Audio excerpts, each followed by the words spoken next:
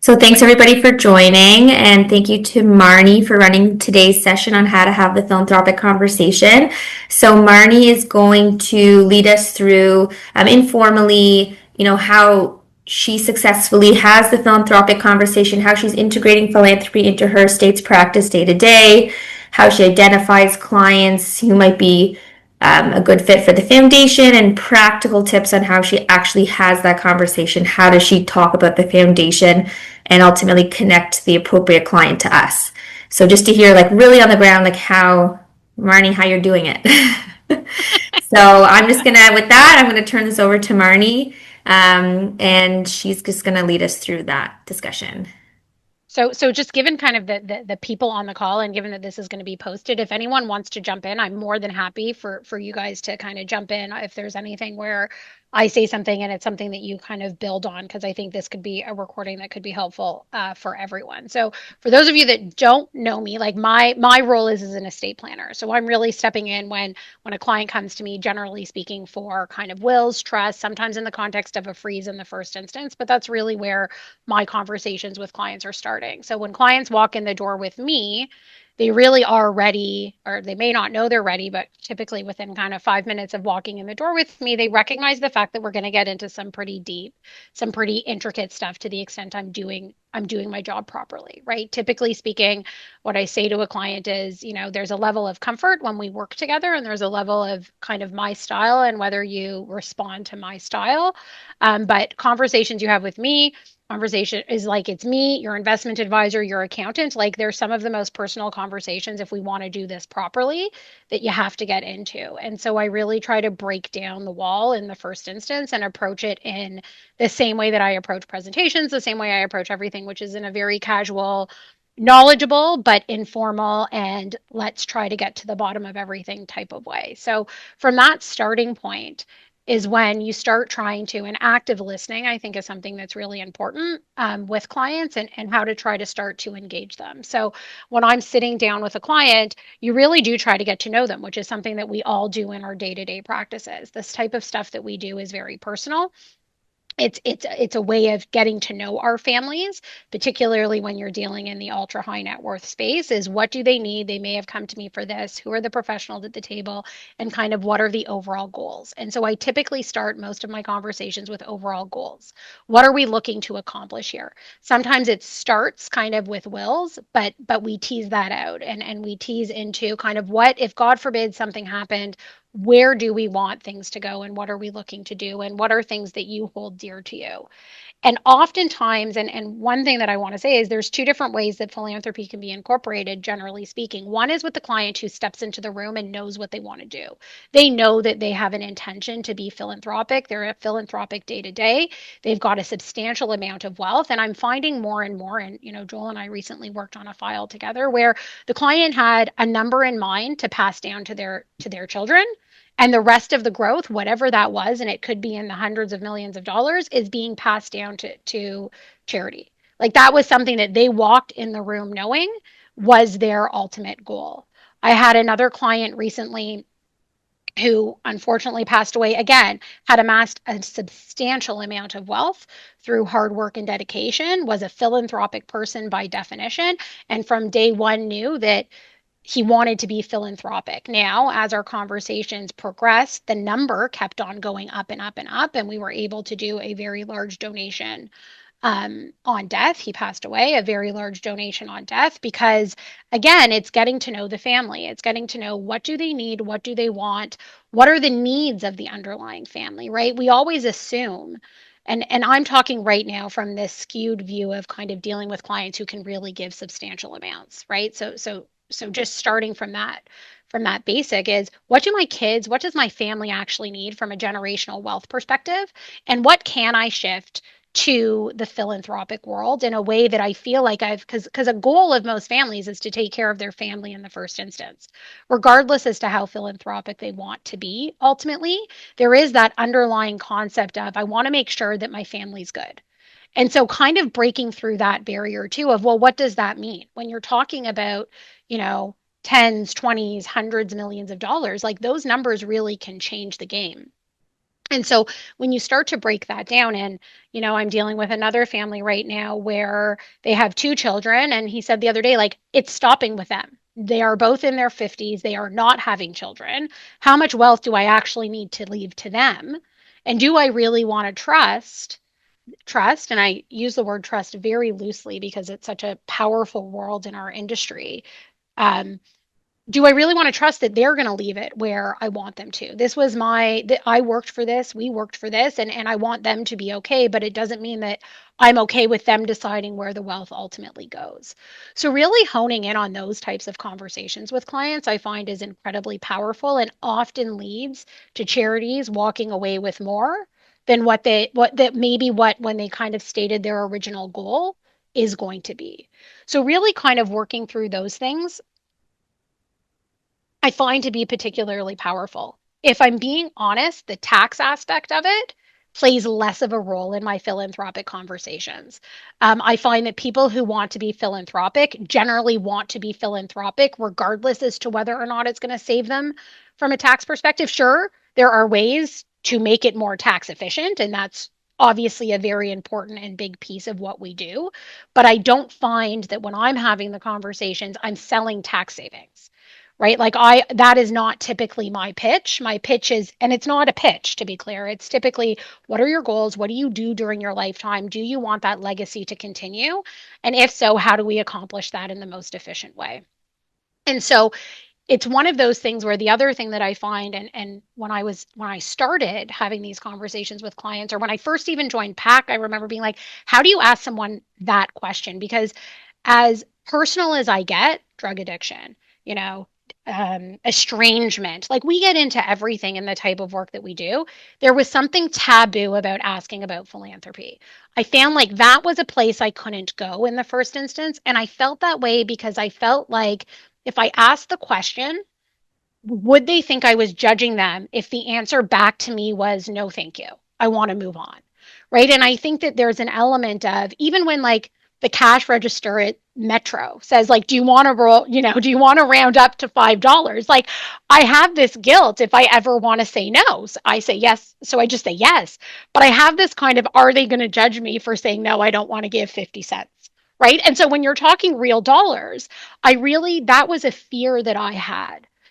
And so something that I've really incorporated in is it's in my initial checklist, it's in my initial conversations, but I often do kind of when I'm approaching that conversation break down and it's okay if the answer is no. And I put that out on the table in the first instance to give permission and to make it very clear that this is a judgment-free zone. If you want to say no, I only have 10 million and that, in this world I want to give all of that to my family regardless as to the tax piece, then that's okay. So I do try to take away the taboo from what I had perceived to be a taboo question. Now, that could just be me, but I do find that it also helps us break down the barriers in having those conversations. So for people who are just starting out, sometimes kind of taking away potential judgment, and I don't know if anyone else feels this way, but taking away that potential judgment I found was something that really helped me become comfortable in my own skin and having these types of conversations.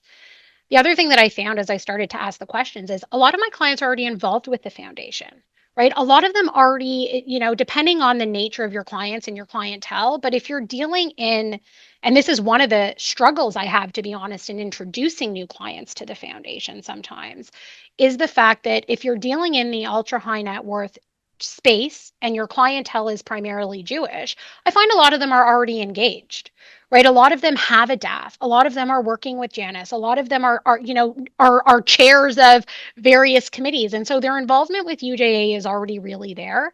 And in those instances, what I found my maybe benefit has been, and Janice and I have been able to have these conversations, is trying to help them pass it down to the next generation. And how do we work through the DAF and what your DAF says, and who is the successor donor advisor, and what are the ways in which we're going to pass this kind of this giving and this philanthropic view to the next generation. And so that's another place where I think, even to the extent a client already is engaged with the foundation, I think we can really help to strengthen those ties when a client says, oh, I have a DAF. because 9 times out of 10, they have not given thought to what happens to that after the fact, right? And they're not really thinking through, okay, how can I get my kids engaged? And so that's one of the places where I've actually really enjoyed working and crafting these kind of agreements where people start talking about, okay, I have 3 kids, they're going to be the successors. They get to, 20% one kid gets to designate every year, 20% another kid gets to designate, and they've got to do the rest together. And I think parents in this scenario, in this specific one I'm thinking of, have really stepped away from those conversations and felt really good about it. And then they go on to have the conversations with their kids. And those are generally very positive conversations where the kids ultimately get engaged. I remember sitting with a family relatively recently. Um, and they have a private foundation. This family has a private foundation, and they were trying to get the kids engaged, engaged, engaged. And the kids would show up to the meetings and they wouldn't really participate. And we were sitting in a meeting with the family office, and what they changed their view on after having a discussion was they gave their kids allocations, and they said, why aren't you getting engaged? And they said, well, because we mentioned this charity to you and you just said no. So like, what's the point? Right? You're still viewing this as your money, as your donations, as going where you want them to go. And from that conversation, they said, okay, fine, fair. You're going to pick this charity and we're not going to say no. Or an allocation of whatever percentage we're giving out. And the next family meeting, they really came back and said, wow, they're actually showing up, they're doing their research, they're actually engaged in what's happening. And so sometimes they think they're doing the right thing and they think they're passing it on, but it's again looking at the perspective of who are you trying to connect with to figure out, are my goals actually, like, are we actually doing what we're doing, or is it still kind of they think I'm in charge of everything, and am I acting like I'm in charge of everything? Right. And so that's another really interesting experience that I've had as of late, where it was really about the kids saying, well, you're not hearing us. And the parents then kind of turning around and going there. So that was something that I also find interesting when I'm having these types of conversations. I think in this world, again, the nature of your clients, and that's the other kind of tricky thing about UJA to a degree, is the clientele typically has to be Jewish in the first instance, right? Like it's hard to push someone's philanthropic dollars to the UJA to the extent they're not, right? So I think even for those of us that don't have a Jewish base client, opening up these conversations so you do become more comfortable with having philanthropic conversations, so that if that clientele starts coming to you, even by virtue of being part of this committee and people referring and kind of getting your name out there in the Jewish space, for lack of a better way of describing it, you're already comfortable with the conversations, and then lending it to a DAF at the UJA just kind of flows off the tongue a bit easier. There is, and I bring this up all the time at PAC, this difficulty also in our referral sources and being protective of our referral sources when we're having these conversations with clients. And what I mean by that is when investment advisors who are a huge referral source for me, for example, are coming in and we're doing huge philanthropic planning, but UJA is just not an option, right? UJA is not an option because the advisor who referred the file does not want the $40 million donation going to UJA staff. They want it going to the financial institution staff, right? And so that's the other piece of it where we also need to kind of be, careful. And again, it's about warming yourself up to these conversations so that when the opportunity presents itself to bring it into UJA, we're comfortable in these types of dynamics and these types of conversations. So that's kind of the angle with which I go at philanthropy. I try to break down barriers. I try to listen to what the clients say and then offer some advice. Generally speaking, the other thing I'll say, my clientele is primarily Jewish. I have a lot of clients in the community. I think in this world, we're naturally talking about what's happening to the Jewish community in some way or another. There's some element of a connection that's happening with the families in the first instance, and that also helps us to open up our doors when it's talking about philanthropy. When they go to a private foundation in the first instance, I'm pretty much guaranteed to recommend a DAF, whether it's UJA or RBC or T, whatever it is. I'm a strong believer that DAFs 9 times out of 10 are what the client actually want, as opposed to a private foundation, and kind of walking through the pros and cons of those two things often leads to a call to the financial institution to say it's time to open up the DAF, right? And start to do it now, and in really encouraging that start now, see what it's like, get comfortable with the investments, get comfortable with the fact that they will let you move the funds where you want to move them, when you want to move them, and that you have that control. But the concept of anonymity for these clients is huge. It's one of the reasons why they love the DAF. The lack of, even though you pay a fee, the lack of having to manage and ensure that, forget, even if you are giving out the disbursement quota, having to ensure that you're giving it out, having to worry about hitting all of those things, the simplicity of having someone else deal with it and you simply saying allocate it out is another really positive thing. I do have clients who like to go the DAF route also because of that disbursement quota concept, where they start talking about the fact that I don't have to give out the disbursement quota because it's the larger kind of structure. Now, I've been hearing rumors, as I'm sure all of you have for years, that that's going away and they're going to start kind of managing DAF by DAF. I'm also told that it's almost impossible for them to do that just because the administrative burden of doing that is incredibly difficult. So I take that one a bit away, and don't focus on that one typically when I'm trying to do it.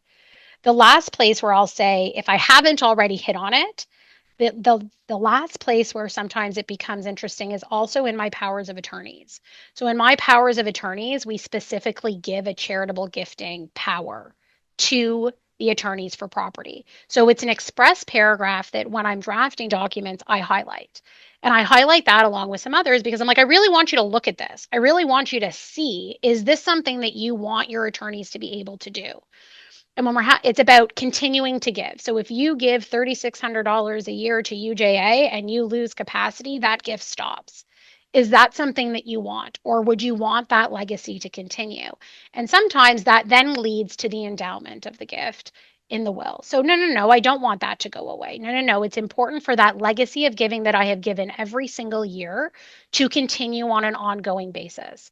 And so that's another place where, again, I'm hitting it naturally because it's a clause in my documents, but it's a clause that I'm consciously going through, which often also leads to some form of a gift happening. Um, so that's how I'm having the conversation. I don't know if there's much more to say on kind of how I'm bringing it up, the types of conversations I'm having, the types of pinpoints I'm doing. But in terms of kind of when you actually get into the documents and the planning, and let's say they want to be philanthropic, and we've made that decision, I then start going into a lot of kind of, again, in a practical approach, which is typically my approach, is okay, give 20% of my estate to charity. Well, that can lead to a whole host of disasters, which I think we all know, between the accounting to the charity, between the recycling of receipts, between the delay in getting a distribution out because an estate can take 3 years to administer. Like, it can lead to huge disasters. So I do typically try to hone in on getting legacy amounts paid. I like to hone in on a dollar amount for a number of reasons. One, it's a one and done. You give this amount to this charity and they sign a receipt, and you no longer have to kind of go back and forth with them on an accounting, on executors compensation, on did they get the right number, do they approve this legal bill? Because as great as charities are, and they are, they're fiduciaries, they have to ask those questions. They're not being unreasonable in asking those questions. Some charities ask more questions than others and can be a bit more difficult to deal with. But do you want to put that, you're trying to be philanthropic, but are you creating an administrative hassle and burden for your executor? And so kind of doing outright legacies is something that I find to be very powerful.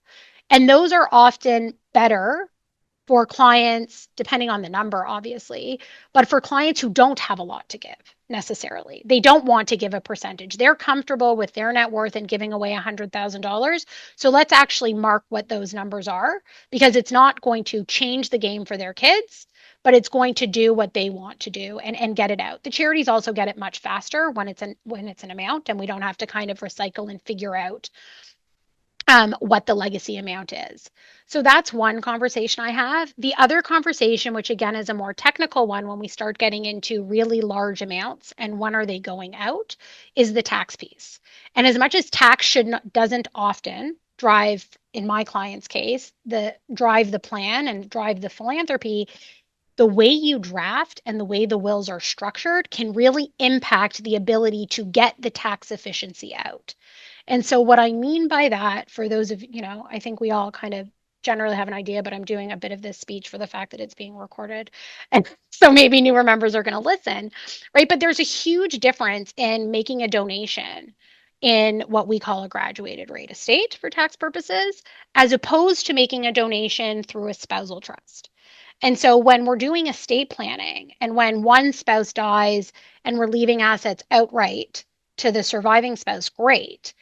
We have our graduated rate estate. And for those of you, a graduated rate estate effectively allows us to be as tax efficient as possible with charitable receipts and to offset almost, up to 100% of the income.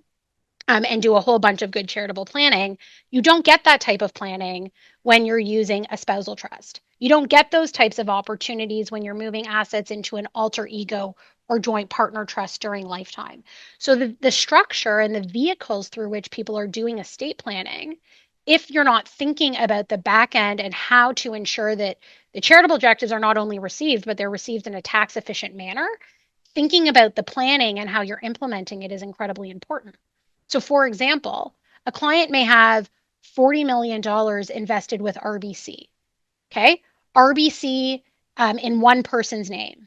And RBC doesn't want bare trust planning for probate purposes. And so the estate planner puts on their hat and says, well, oh my God, $40 million at 1.5%. That is a ridiculous probate bill.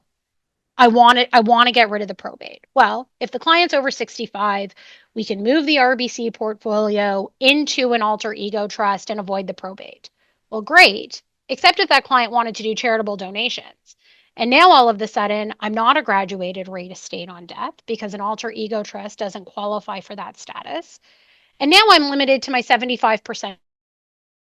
So I think where I was just getting where we stopped talking was this concept of ensuring that the vehicle through which you're doing, if there are philanthropic goals at the end of the day, we're keeping everything in mind. There's so many balls in the air, but the concept of moving assets to avoid probate to not get the proper charitable benefit is something that we have to kind of bear in mind. So it's why it's so important, when do you have the philanthropic conversation? To have it at the outset is so critical because it can impact the plan in real substantive ways. Because applying for probate is the least of your problems if you want to do a $40 million donation.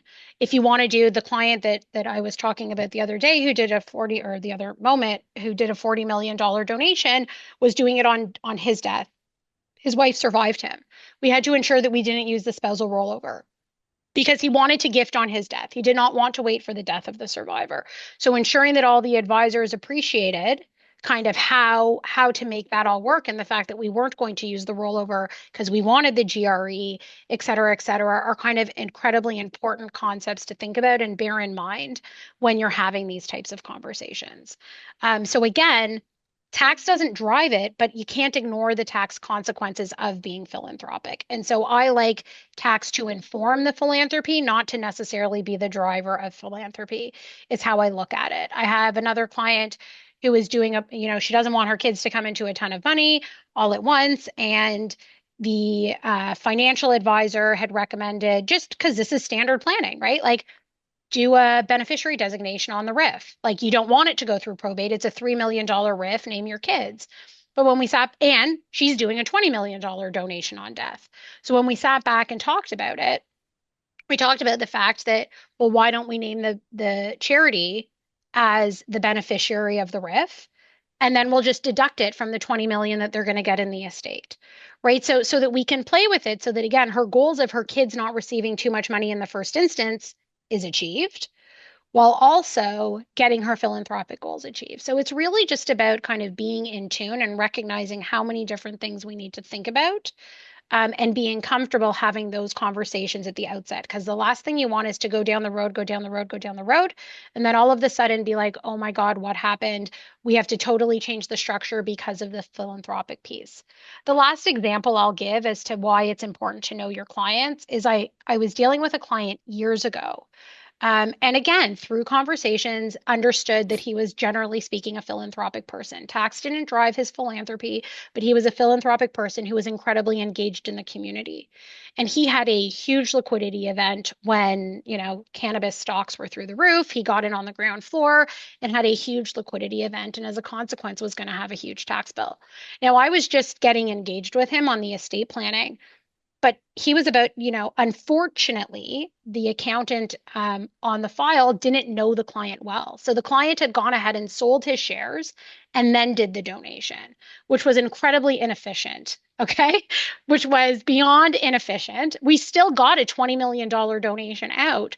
But again, just knowing your client so that strategically you can say, when you know something's coming up, he would have done the donate he would have done the donation anyways. It just would have been better for him. But these are the places where if you know who your client is and what their goals are, that would have been an easy sell. Like we opened up a DAF in 2 days. They got the donation out. It just wasn't nearly as efficient as it would have been had we donated the marketable securities, like not by a long shot, right? And so being comfortable enough to know your client, they still need to call you when they're about to do something. Like we can't predict what our clients are going to do, but at least if we know their underlying who they are and what their goals and values are, we're able to better serve them to ensure and to help them along on the philanthropic goals. But that's one that stayed with me for quite. He doesn't have that accountant any longer, but but it has stayed with me for quite a while. So that's kind of me. I anticipated talking for about a half an hour, so that's where I'm planning to wrap up, unless anyone has any specific questions for me, or if anyone else wants to kind of offer, because most of us are seasoned on this call, I would say. So if anyone else wants to kind of put something forward on the conversation, I'm happy for anyone to take an opportunity. Marnie, David. Yeah. David here. That was excellent. I took Oh, some notes and they're great thank sound you. bites. And I think we live in a world now where sound bites bring our clients in and our friends in and creates value. And a number of the people on the call I know do insurance, and you've all heard it at every PAC meeting. I'm sure that what I always say to my clients at the right time in the right conversation is, do you know, Mr. or Mrs. So and so, when you go, your money's only going to three places, right? It's going to your Yep. family, it's going to the community, and it's going to the government. So you pick your two favorites out of those three, and we'll help you get it there. And I find that very easily and casually puts the community on the radar, even if it really weren't there at the beginning of the meeting. Mhm. And even if it's not brought up in the first, second, third meeting, we always circle back to that statement. Yeah, that's great. Yeah. Marnie, I was interested in POA. I hadn't thought of that being used on the charitable side. So the continuing donations are one thing. Can you, if it's not mentioned in the DAF docs, can the POA person step in and run the DAF, like make donations out of the DAF? Can they step in those shoes? I don't think so. I think at that point in time, the successor advise so what you want to make sure is that the successor donor advisor has been named in the document and that person can step in to do it. Alex, But I think that's it. if there isn't, could you put a paragraph in the POA instead of? I don't Yeah, think so. okay. Yeah, I usually it think would they have to wanted something be, there. yeah, it would have to be in the agreement in the first instance. And that's something that clients often don't think of when they're doing the agreement in the first instance, right? Is who's going to make decisions about distributions from the DAF after I can't make them any longer. And so again, that's where with my clients who already have DAFs, that's where we can provide the value add and hopefully bring in the next generation, as opposed to I think the default, Alex, is that the foundation just gets to decide where the allocation of funds goes.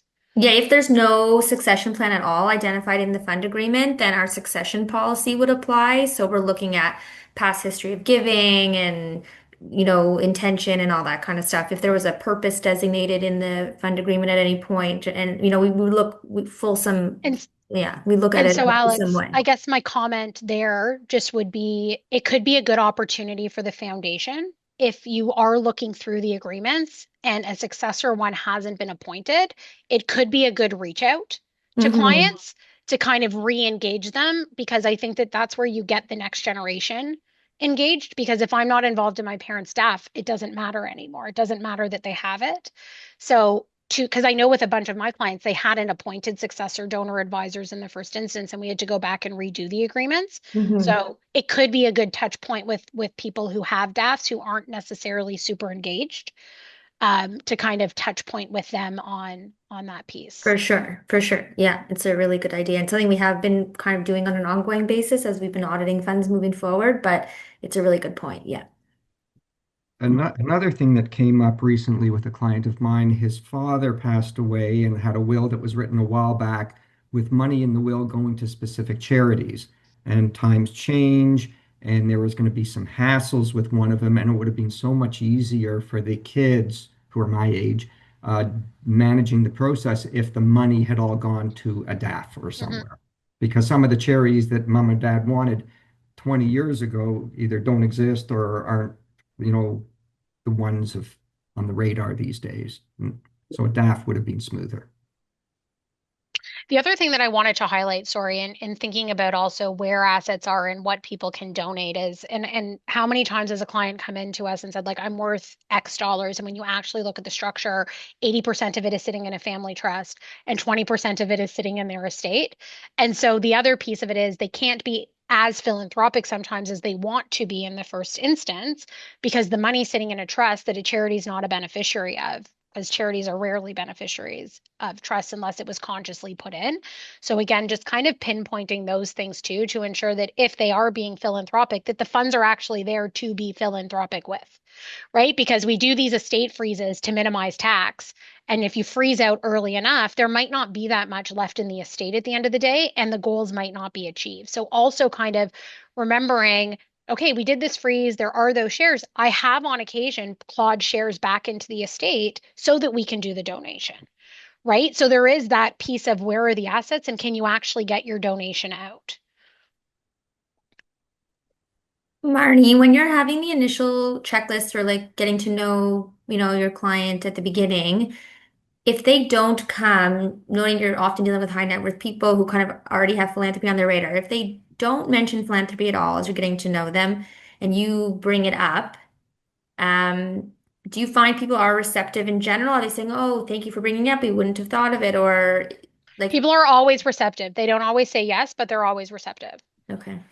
So that fear of mine is like, it's just a fear in my, again, it's like the judgment fear. I think someone feels like they're going to be judged if they say no to charity. Mm-hmm. Right. And I don't want, that's the last thing I want when a client is coming to speak to me because they need to be able to speak to me about anything. And I don't want them to feel like I'm asking them a question that fosters a judgmental, that I could judge their response if it's not the response that maybe I hope. Right. And so that's why I kind of put it out there. Like, it's not like I'm asking them, is your son a drug addict? They're telling me if their son's a drug addict. Like, they're giving me that information, right? So I don't want to solicit something that they may be a bit sensitive about. So I think breaking down as I always say, and maybe I don't need to, I always say there's no judgment here. It can be a yes or no answer. This is just a standard question. That helps me feel more. I think that's a me thing, not necessarily a them thing. It's a me thing. Marnie, I go one step further, so it's not a yes or no question. I'll say one of the things that we do is make charitable giving very tax efficient. So if, no judgment, but if you're charitably minded, please think of us. Do not give credit card numbers Right. out without, and to make it memorable, I will even say, when you think of charity, think of me. So you make sure, make it lighthearted, make it, Yeah. and no judgment. But if you're going to do it, right? And if you're not, Yeah. and they'll either start a conversation or there's this pause and I go on to the next point. Right. They don't have to say anything. Yeah, that's great. Elise, you're Muted. she's not muted, but her volume's not working.